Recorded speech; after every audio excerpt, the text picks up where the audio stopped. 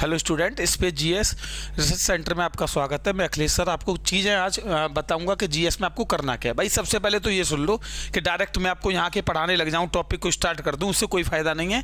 पहले रणनीति को सुन लीजिए कि हमारी रणनीति क्या रहेगी।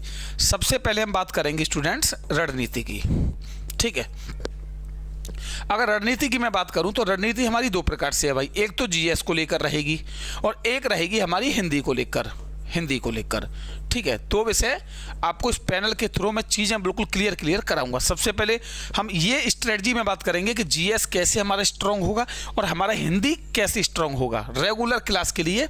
और इसीलिए सबसे पहले मैं चाहता तो अभी टॉपिक स्टार्ट कर देता, टॉपिक को स्टार्ट करने के बाद आपको सीधा पढ़ा देता, लेकिन मैं पहले ये बता दूं कि इसमें हमें पढ़ना किस तरीके से है। देखिए भाई, आइए रणनीति में बात करते हैं। हम क्लियर चीज़ों को सबसे पहले देखते हैं। सबसे पहले मैं जीएस के बारे में बात करूं तो देखिए, अगर जीएस की अगर हम बात करें तो हमें कितने टॉपिक पढ़ने हैं और कौन सी बुक से पढ़ने हैं और कैसे इस पैनल पर मेरे साथ आप रेगुलर पढ़ेंगे। जी देखो, अगर हमारे पास मटेरियल नहीं होगा तो यहाँ मैं बोर्ड पर आपको वो चीज़ें नहीं दे पाऊंगा जो मुझको देनी है। तो सबसे पहले सुन लीजिए आप ध्यान से। और ये जीएस की अगर मैं बात करूँ तो कौन कौन से एग्जाम के लिए, सबसे पहले मैं बात करूँ तो भाई हम बात करेंगे पुलिस के एग्जाम। सबसे पहले पुलिस के एग्जाम। इसके अलावा अगर मैं बात करूँ तो एसएससी के एग्जाम, यहाँ हम लिख देते हैं कि एग्जाम कौन कौन से एग्जाम के लिए ये हमें जीएस यहाँ बोर्ड पर कराई जाएगी। इसके अलावा एसएससी के अलावा यूपी ट्रिपल एससी के लिए, ठीक है, यूपी एसएससी के लिए। इसके अलावा बात हम करें भाई, इसके अलावा बात हम करें तो रेलवे के पेपर। और रेलवे के पेपर के अलावा मैं आपको ये भी बता दूं, यूपीएससी लेवल तक के अगर आपके टॉपिक होंगे वो भी आपके क्लियर होंगे। इन सभी एग्जाम के लिए मैं जीएस की कंटिन्यू रेगुलर आपको क्लास प्रोवाइड कराऊंगा। और आप देखिएगा मैंने रणनीति क्या बनाई है, उस रणनीति के थ्रू हम चलेंगे। तो आप देखें, सबसे पहले मैं नंबर 1 पर पुलिस, नंबर 2 पर एसएससी। अच्छा, एसएससी की अगर बात करें, चाहे एसएससी वो जीडी हो, लेकिन जीडी तो ख़त्म हो गया। इसके अलावा चाहे वो एमटीएस हो जो अभी रेगुलर चल ही रहा है, इसके अलावा सीजीएल हो, इसके अलावा सीएचएसएल हो, या इसके अलावा एसएससी के और भी एग्जाम होते हैं जैसे जेई है, ये हो, ये सब एग्जाम के। यूपीएसएससी की अगर बात करें तो इसमें आपको मालूम है, चाहे वो पैट का एग्जाम हो, UP triple SC PAT per year होता ही होता है। इसके अलावा अगर बात करें हम तो वो चाहे लेखपाल का एग्जाम हो या वो इसके अलावा अन्य प्रकार के बहुत सारे एग्जाम होते वो हों। रेलवे के सभी पदों के लिए ऑल पोस्ट जितने भी एग्जाम होते हैं रेलवे के सभी पदों के लिए जितने भी पेपर हैं उन सब के। यूपीएससी की अगर बात करें तो मैं आपको बता दे रहा हूँ, आईएएस का एग्जाम ही क्यों ना हो उस लेवल की चीज़ें भी होंगी। इसके अलावा पीसीएस का एग्जाम क्यों ना हो उस लेवल की भी चीज़ें रहेंगी। तो पहला हमारा टॉपिक है कि हम कौन कौन से एग्जाम को लेकर जीएस पढ़ेंगे और किस तरीके से पढ़ेंगे और कौन कौन से टॉपिक को हम कब कब पढ़ेंगे, सारी रणनीति को पहले बना लेते हैं। तो इतने सारे एग्जाम की जीएस हम पढ़ेंगे। आइए बढ़ते हैं अब आगे। अब इस पर चीज़ें आती हैं हमारी आगे कि जीएस में हम कौन कौन से टॉपिकों को, यानी कि कौन कौन से सब्जेक्ट को किस तरीके से कितने टॉपिक उसके पढ़ेंगे वो सुन लीजिए। अगर स्टूडेंट्स मैं जीएस की अगर बात करूं तो जीएस के बारे में सबसे पहले, हालांकि मैं बताता रहता हूं अपनी क्लासों में, लेकिन फिर भी मैंने चूंकि पहली क्लास स्टार्ट की है इसके लिए, तो इसलिए मैं आपको बिल्कुल शुरू से बता के चल रहा हूँ चीज़ों को। आइए, सबसे पहले स्टूडेंट अगर हम बात करें तो पहले नंबर पर हमारा हिस्ट्री हो गया, इतिहास। पहले नंबर पर हिस्ट्री हो गया। सेकंड नंबर पर हमारा ज्योग्राफी रहेगा, भूगोल, ज्योग्राफी। थर्ड नंबर पर अगर मैं बात करूं भाई तो इंडियन पॉलिटी या राज्य व्यवस्था, इसके अलावा अगर मैं बात करूं इकोनॉमी यानी कि अर्थव्यवस्था। आगे की अगर मैं बात करूं तो सामान्य विज्ञान यानी कि जनरल साइंस। इसके अलावा आगे मैं टॉपिक की बात करूं तो करंट अफेयर्स। और आगे हमारा स्टैटिक जीके जिसे हम बोलते हैं विविध सामान्य ज्ञान। इतने सारे हमें टॉपिक कवर करने हैं इसके अंतर्गत। आप देख सकते हैं कितने हो गए भाई, 1 2 3 5 6 और 7, इतने टॉपिक हमें कवर कर रहे हैं। अच्छा, अगर इनमें भी हम बात करेंगे तो बिल्कुल क्रम से चीज़ों को हम लेंगे रेगुलर। पहले मैं आपको पूरी तरीके से क्लियर कर दूं कि रणनीति हमारी क्या रहेगी, देखते चलिएगा अब ध्यान से।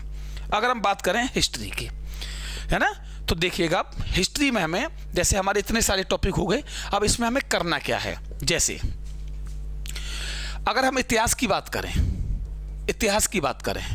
तो इतिहास में हमें क्या करना है, ध्यान से देखते चलिएगा। इतिहास में हमें 3 टॉपिक यानी 3 हमारे इसके खंड हैं, आप पढ़ते भी हैं, प्राचीन, मध्यकालीन यानी कि मिडेवल, एंशिएंट मध्यकालीन, और आधुनिक यानी कि मॉडर्न, आधुनिक यानी कि मॉडर्न हिस्ट्री। हमें पूरा हिस्ट्री कवर करना है, पूरा हिस्ट्री अच्छे से। आप यकीन मानिए, मैं आपको वादा कर रहा हूं, अभी जो लेटेस्ट वैकेंसी आनी है, वो लेटेस्ट वैकेंसी कौन कौन सी है सुन लीजिए आप। पहले यूपी पुलिस आ रही है, एक तो ये वाली वैकेंसी आपको बहुत जल्दी मिलेगी। इसके अलावा दिल्ली पुलिस, ये भी वैकेंसी आ रही है। इसके अलावा रेलवे सुरक्षा बल यानी कि आरपीएफ, ये भी वैकेंसी आ रही है। अभी हाल फिलहाल में एमटीएस के ऑनलाइन चली रहे हैं, इंटेलिजेंस ब्यूरो के भी ऑनलाइन चली रहे हैं। बात को समझिएगा, ये एग्ज़ाम आपको देने का मौका मिलेंगे। इनमें से ये दोनों के दोनों अभी रनिंग में हैं, और अगर हम इनकी बात करें तो ये पेंडिंग है। लेकिन स्टूडेंट आप टेंशन न लें, पेंडिंग का मतलब ये नहीं है कि ये आएंगे नहीं। यार अभी ये भी तो सोचिए कि अगर ये अभी 2 दिन में वैकेंसी आ भी गई और 2 महीने बाद पेपर भी हो गया, तो आप कितने स्ट्रांग हो, अभी कितने मजबूत हो। अगर अभी मान लो कि जल्द में ये एग्जाम करा लिया जाए तो आपके हाथ से ये मौका चला जाएगा। इसलिए 4-5 महीने का टाइम तो चाहिए भाई, मुझे भी चाहिए और आपको भी चाहिए। तो हम तो ये ऊपर वाले से विनती करेंगे कि अभी ये 4-6 महीने अगर पेपर ना हो तो ज़्यादा बेस्ट है। और इतना भी याद रख लेना, जिस दिन इनका नोटिफिकेशन आ गया उसके 1 महीने तक फॉर्म भरेंगे और अगले 2 महीने में पेपर करा लिया जाएगा। अब बताओ, अब 3 महीने का आपको टाइम मिलेगा, 3 महीने में आपका कितनी तैयारी है। तो इसलिए जल्दबाजी ना करें, इनका फॉर्म आएगा, नोटिफिकेशन आएगा, नो डाउट आएगा। और आप कितने मजबूत हैं, एक बात बता दो, 6 महीने और लग जाए तो हम पर क्या फर्क पड़ रहा है, कोई दिक्कत नहीं आ रही है। लेकिन 6 महीने बाद नौकरी लग जाए, जॉब लग जाए, सिलेक्शन हो जाए, स्टूडेंट सेलेक्ट हो जाए, तो इससे बहुत बड़ा इफेक्ट पड़ेगा। इसलिए इस चीज़ पर भरोसा करिए कि अभी नहीं आ रही है, कोई टेंशन नहीं, जल्दबाजी नहीं, क्योंकि हम अभी इतने मजबूत भी नहीं है। इसलिए हमें ये इनको अगर क्रॉस करना है तो हमें अभी 5 महीने का समय कम से कम लगेगा। और 5 महीने की तैयारी में याद रखना, 5 महीने की तैयारी में हम इसको भी क्रॉस कर सकते हैं, इसको भी कर सकते हैं, इसको भी कर सकते हैं, और इसे भी और इसे भी। आप बस रणनीति देखना, मैं आपको आज ऐसा मूल मंत्र देने वाला हूं कि अगर आप उस मूल मंत्र को मेरे साथ फॉलो करोगे तो आपका सिलेक्शन को रोक नहीं पाएगा। ये मेरी गारंटी है लिखित में, आप देखते चलिएगा। तो इन सभी एग्जाम के लिए हम कवर करेंगे। देखिए भाई, सबसे पहले आप एक चीज नोटिस करते होंगे स्टूडेंट कि जीएस ऐसा सब्जेक्ट है जिसमें इस वाले सब्जेक्ट में लगभग हर कोचिंग का बच्चा परेशान है। कोई भी इंस्टीट्यूट हो, हर कोचिंग का स्टूडेंट इसके लिए परेशान रहता है, हर कोचिंग का बच्चा। उसका रीजन क्या है, इसका परेशानी का रीजन क्या है, उस रीजन को सुनिएगा ध्यान से। परेशानी का रीजन स्टूडेंट ये है कि पहली बात तो किसी भी कोचिंग में ये कंप्लीट विषय नहीं कराया जाता, पूरा नहीं कराया जाता भाई। किसी भी कोचिंग में पूरा सिलेबस, पाठ्यक्रम तो कोई कराता ही नहीं है, कोई नहीं कराता। उसका रीजन होते हैं 2। रीजन नंबर फर्स्ट कि एक तो टीचरों का बदलना, कोई भी कभी बदल जाएगा। दूसरी बात, एक और टेंशन कि और विषयों की अपेक्षा ये विषय थोड़ा सा ब्रॉड है, बड़ा है। तो मैथ जल्दी खत्म हो गया, रीजनिंग जल्दी खत्म हो गया 4 महीने में। अब क्या हुआ, जीएस में भी केवल हिस्ट्री हुआ है, तो बच्चे क्या वहाँ फंस जाते हैं। उनका जीएस में केवल हिस्ट्री हो पाया, किसी का आधा ज्योग्राफी हो या कुछ हो पाया, तो वो क्या जीएस में इनकम्प्लीट रह जाता है। अब हमको क्या करना भाई, हमको क्लास में तो भाई देखो, हम क्लास में तो चीज़ें करा ही रहे हैं, वहाँ चीज़ें रहेंगी। अब यहाँ हमारी टॉपिक क्या रहेंगे, जैसे मान लो फॉर एग्जाम्पल हमने हिस्ट्री स्टार्ट किया, तो आपको क्या करना है कि एक बुक आती है लूसेंट की, आपके पास एक बुक होगी लूसेंट की, उस बुक को ले लेना आप। लूसेंट की भी कौन सी 2 आती हैं, एक तो थ्योरी वाली, वो मत लेना, वो तो बहुत बेकार बुक है। आपको लेनी है ऑब्जेक्टिव यानी कि वस्तुनिष्ठ सामान्य ज्ञान, वस्तुनिष्ठ सामान्य ज्ञान, ये वाली बुक लेनी है। और अगर आप और बेस्ट चाहें तो एक बुक और आती है, अगर आपके पास थोड़ा पेमेंट और हो तो एक बुक और आती है जिसका नाम है घटना चक्र, जिसका नाम है घटना चक्र एसएससी सामान्य अध्ययन। याद रखना, घटना चक्र एसएससी सामान्य अध्ययन, ये बुक ले लें, ये वाली बुक। ये वाली, ये हिंदी इंग्लिश दोनों में मिलती है स्टूडेंट। इसमें इतना फर्क है कि इस वाली बुक में जो घटना चक्र की एसएससी सामान्य अध्ययन है, इसमें अभी तक एसएससी ने जितने भी एग्जाम लिए हैं, जितने भी SSC GD, SSC CCS, CHSL, SSC MTS, SSC CGL, SSC JE, SSC CPO, वो सभी एग्जाम के जीएस में जितने क्वेश्चन, जितने टॉपिक से बने हैं, उन सभी टॉपिकों को subject wise, topic wise, chapter wise, वाकायदा क्रम से ऑब्जेक्टिव रूप में दिया गया है। अब उससे फायदा क्या होगा आपका, यदि आप उस बुक को मेरे साथ प्रैक्टिस में कर लेंगे तो उसको करने से आपका बेनिफिट क्या होगा कि होता क्या है, जीएस के क्वेश्चन कभी भी नए नहीं बनते। आप मुझ पर ट्रस्ट करिए, भरोसा करिए, मैं आपका एग्जाम में पूरा जीएस यूं कि तो उतरवा दूंगा। एग्जाम में आप देखेंगे टोटल क्वेश्चन मिलेंगे। एग्जाम में कभी भी जीएस का नया क्वेश्चन नहीं आता, ये तो भ्रम फैला रखा लोगों ने, चूंकि पढ़ा नहीं पाते हैं। एग्जाम में जीएस बिल्कुल निर्धारित है, जो एसएससी का 2006 में पूछा गया है वही क्वेश्चन घुमा फिरा के दिल्ली पुलिस में रख दिया जाएगा, वही क्वेश्चन घुमा फिरा के यूपी पुलिस में रख दिया जाएगा। 2008 में पूछा गया है, 2019 में पूछा गया है, 2016 में पूछा गया है। एक बात बताइए, नए क्वेश्चन कहां से बन जाएंगे? इतिहास फिक्स है, संविधान फिक्स है, इकोनॉमी थोड़ा बहुत बदलता है वैसे फिक्स है, साइंस फिक्स है, क्या नया बनाएगा? एग्जाम वाला भी जानता है कि जीएस बड़ा विषय, इसलिए वो भी उन क्वेश्चनों को रखता है जो बिल्कुल हाईलाइट और जो फेमस हैं। आप बिल्कुल भी इधर उधर ना भागें, आप यकीन मानिए मेरे साथ जुड़ेंगे, बहुत जबरदस्त फायदा मिलेगा। इस पैनल के थ्रू मैं आपको रेगुलर 2 घंटे दूंगा, प्रैक्टिस भी कराऊंगा जबरदस्त, और इसमें भी मैं आने वाले एग्जाम के हिसाब से प्रैक्टिस कराऊंगा। आने वाले का मतलब जैसे अभी एमटीएस का चलेगा, आईबी का चलेगा तो उसका पूरा प्रैक्टिस, फिर दिल्ली पुलिस का चलेगा उसका प्रैक्टिस, यूपी पुलिस का आएगा उसका प्रैक्टिस, रेलवे पुलिस का आएगा उसका प्रैक्टिस। तो आपको क्या करना है कि ये बुक ले लिया आपने, तो उसमें आपके एसएससी के सभी पेपरों के सभी क्वेश्चनों का एनालिसिस हो जाएगा, प्रैक्टिस जबरदस्त, कंसेप्ट जबरदस्त हाथ में होगा। कोई मतलब नहीं है क्वेश्चन निकल के चला जाए, बात समझ रहे हो? अच्छा, ये आपने ये लगा दी, तो इसमें क्या होगा, इसमें भी ऑब्जेक्टिव क्वेश्चन है एग्जाम के आए हुए। मैं तो ये कहूंगा थोड़ा सा लोड पड़ जाएगा, 200-250 रुपये एक्स्ट्रा का, इन दोनों को ही ले लेना, इन दोनों को ही ले लेना आप मेरे साथ। सुनना ध्यान से भाई, आगे बढ़ते हैं।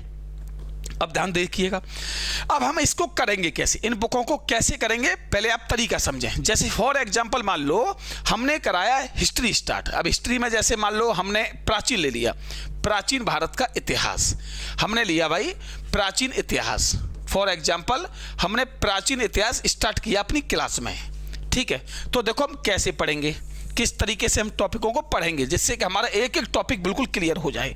आप मेरे साथ देखते चलें, आपका एक एक चीज़ें बिल्कुल क्लियर होंगी। देखिएगा, जैसे प्राचीन इतिहास में सबसे पहले हमने पढ़ी सिंधु सभ्यता, आप लोग भी पढ़ते हैं। सबसे पहले इंडस वैली सिविलाइजेशन, सिंधु सभ्यता नंबर 1। नंबर 2 पर स्टूडेंट्स वैदिक सभ्यता,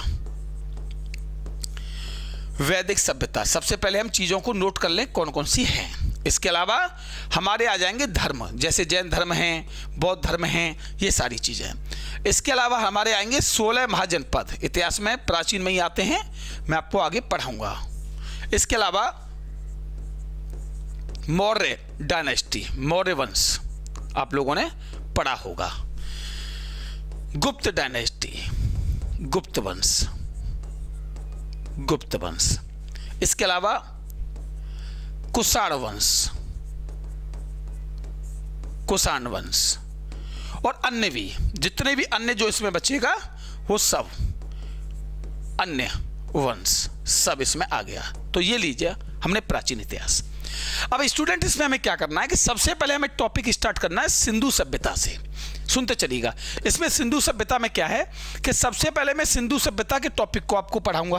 पढ़ाने के बाद उसी क्लास में, पढ़ाने के बाद उसी क्लास में आपके साथ मैं क्या करूंगा कि जो भी, जैसे आपने लूसेंट लगाई या आपने घटना चक्र, आपको क्या करना है कि इस किताब को बस अपने घर पर खोल के बैठना है। जैसे मैंने सिंधु सभ्यता टॉपिक आपको पढ़ा दिया, तुरंत उस टॉपिक के बाद लूसेंट में और घटना चक्र एसएससी के सामान्य अध्ययन में जो भी प्रश्न दे रखे हैं उन सभी को आप तुरंत के तुरंत लगाना। मैं खुद गारंटी दे रहा हूं, छोड़ूंगा नहीं, चूंकि दोनों तीनों किताबों को मैं खुद लगाऊंगा यहीं, और लगा के तुरंत आपको पहले तो कंसेप्ट समझा दूंगा पूरा कि किस तरीके से क्या है, और फिर इनके जो भी घटना चक्र में क्वेश्चन हैं, जो भी घटना चक्र में प्रश्न हैं जो एसएससी वगैरह में पूछे हैं, या लूसेंट में जो प्रश्न हैं जो एग्जाम में पूछे हैं, केवल इसी सिंधु सभ्यता के, वो सब आप मेरे साथ ऑब्जेक्टिव लगाएंगे, प्रैक्टिस करेंगे। ऐसे हमें वैदिक सभ्यता के, ऐसे हमें जैन धर्म बौद्ध धर्म के, ऐसे हमारे 16 महाजनपद के, ऐसे हमारे मौर्य वंश के, ऐसे हमारे गुप्त वंश के, ऐसे ही कुषाण, मतलब सभी के टॉपिकों को हम ऐसे ही बिल्कुल क्लियर पढ़ते चलेंगे। अगर इस तरीके से आप पढ़ लेंगे, मैं आपसे वादा कर रहा हूं कि प्राचीन इतिहास आपका इतना मजबूत होगा, इतना मजबूत होगा कि आप खुद चेक कर लेना, अरे यार कोई नहीं पढ़ा रहा है तुम्हें, कोई पढ़ाने नहीं बैठा है, सब जो है कहीं ना कहीं बस अपना फॉर्मेलिटीज की, टॉपिक आगे बढ़ाया, खत्म किया कहानी। मैं आपको क्लास में अलग पढ़ाऊंगा और यहाँ के इस पर प्रैक्टिस अलग कराऊंगा। अब आप अंदाजा लगा लो क्लास में जो पढ़ा है, और हाँ एक और चीज, क्लास में जो मैंने पढ़ाया है उसी चीज की प्रैक्टिस चलेगी शाम को, यहाँ उन्हीं क्वेश्चनों की प्रैक्टिस चलेगी। इतना मजबूत हो जाएगा, एक तो क्लास में आपने रिवीजन किया, पढ़ा, फिर यहाँ के वही चीजें आपके सामने दोबारा आ गई। इस डिजिटल बोर्ड पर तो मैं आपको चीजों को दिखा दूंगा बहुत प्रैक्टिकली, और उसके साथ फिर आए हुए क्वेश्चन जो होंगे एग्जाम के, एसएससी के, रेलवे के, पुलिस के, उन सब की प्रैक्टिस कराऊंगा। फिर उनसे क्या होगा, आपका बिल्कुल निखर जाओगे। और इतने मजबूत होने के बाद जब पेपर में आप बैठोगे तो सिलेक्शन आपका होगा या उसका होगा जो थोड़ा बहुत पढ़कर आया है, ये खुद आप तय कर लेना। आगे सुनिए भाई, तो ये हमारा प्राचीन इतिहास मान लो हो गया। अब इसके बाद अगला टॉपिक सुनिएगा। ऐसे हम प्राचीन को, मध्यकालीन को, आधुनिक को और पूरी पॉलिटी को, इसके अलावा पूरी साइंस को, पूरे ज्योग्राफी को, सबको हमें ऐसे ही ऐसे पढ़ना है, बिल्कुल क्लियर। आप आगे सुनिएगा ध्यान से। नंबर 2 पर अब बात आती है स्टूडेंट हिंदी की। हिंदी का हमें कैसे प्रैक्टिस करना है। हिंदी में सबसे पहले तो बता दूं, सेम हिंदी का रहेगा। हिंदी का कैसे सेम रहेगा देखिएगा। हिंदी में सबसे पहले आपको एक बुक लेनी है जिसका नाम है आदित्य प्रकाशन की बुक आती है हिंदी की, याद रखना ये बुक आती है। इसका इलाहाबाद टाइटल है, इलाहाबाद प्रकाशन है। ये आपको बुक खरीदनी है तुरंत मार्केट से। और इस बुक के जितने भी चैप्टर हैं, चैप्टर नंबर 1 से जितना भी, जैसे भाग नंबर 1, ये पहला चैप्टर हो गया, इस पहले चैप्टर से मैं स्टार्ट करूंगा। पहले चैप्टर को इसी बुक को लगाऊंगा, बिल्कुल फिक्स एक्यूरेट यही बुक होगी। और इस बुक को क्रम से पहले चैप्टर से चलता चलता एंड तक खत्म कर दूंगा।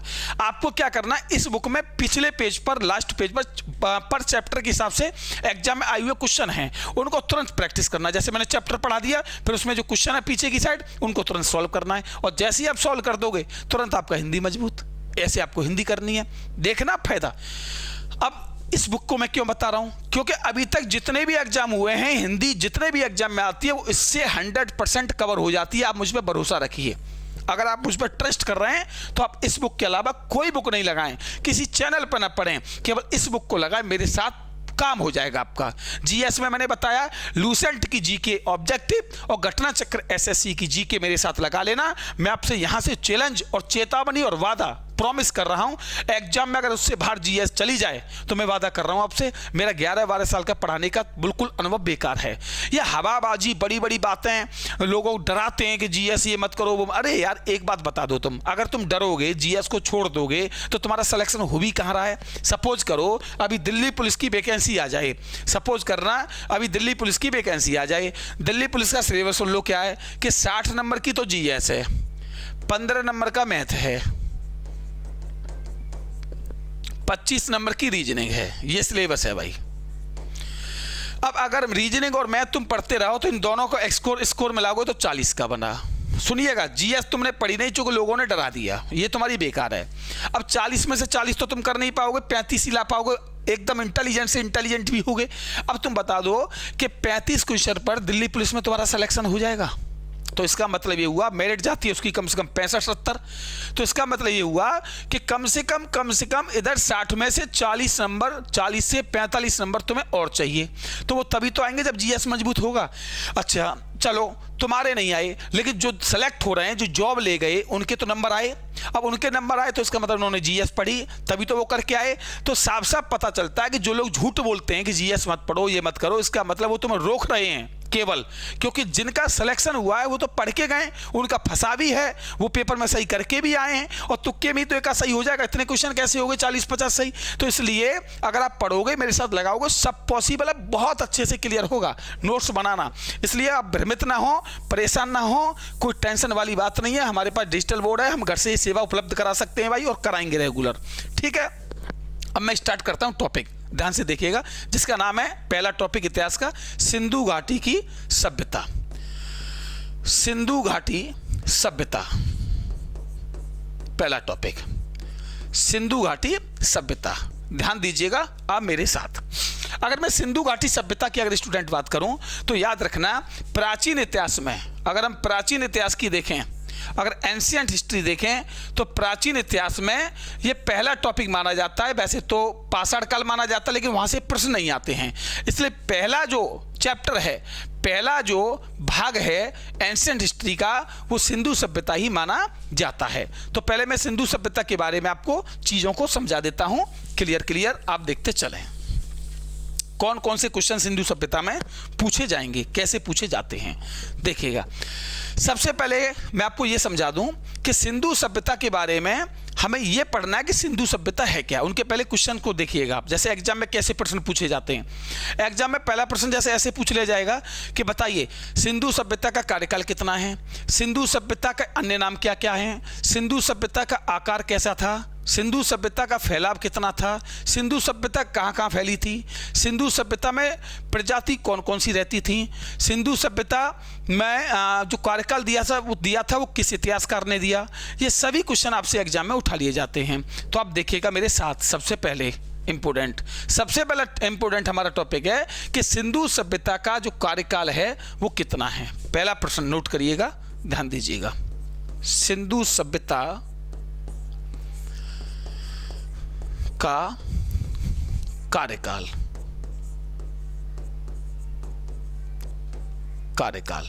अब एग्जाम में आपसे पूछेगा कि सिंधु सभ्यता का कार्यकाल क्या है। तो देखिए भाई, सिंधु सभ्यता का कार्यकाल क्या है, तो मैंने आपको क्लास में खूब पढ़ाया है कि अगर सिंधु सभ्यता के कार्यकाल की अगर हम बात करें तो देखिएगा ध्यान से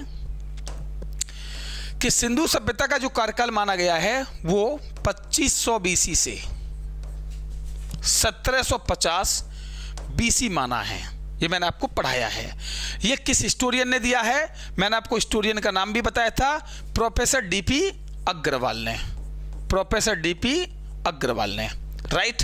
मैंने आपको ये भी बताया कि किस विधि से निकाला गया है, तो आपको बताया था कार्बन डेटिंग विधि।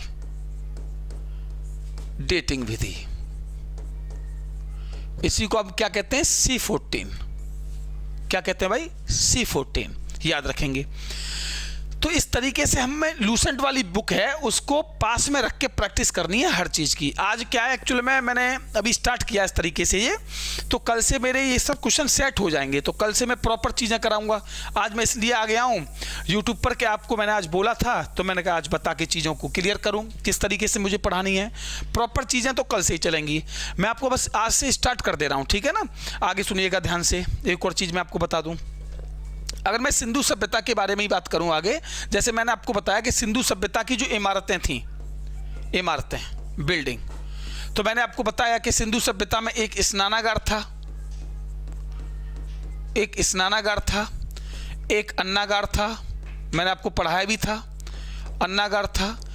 तो इनसे क्वेश्चन बन जाते हैं, है ना, इनसे प्रश्न बन जाते हैं। तो ये सारे एक्चुअल में क्या है कि पीडीएफ जो मैंने तैयार करा रहा हूँ वो कल तक मुझे मिल जाएगी क्वेश्चन की, या कल अगर पीडीएफ नहीं लगा पाया मैं बाई चांस, तो फिर कल से मैं क्या करूँगा, टॉपिक को स्टार्ट कर लूँगा, प्रॉपर तरीके से टॉपिक को स्टार्ट कर दूँगा।